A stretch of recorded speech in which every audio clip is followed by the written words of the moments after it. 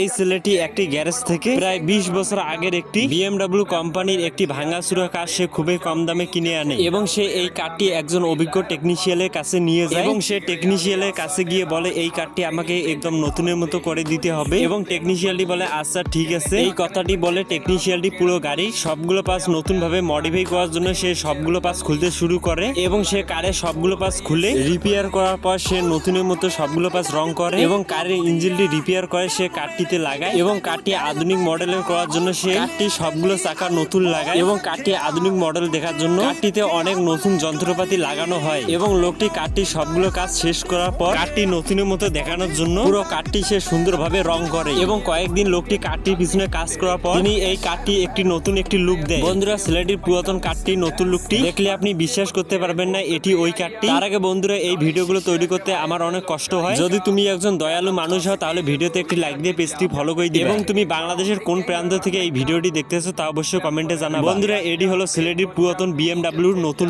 লুকটি তোমার কাছে ভালো লাগলে ভিডিওটি শেয়ার করে দিবা।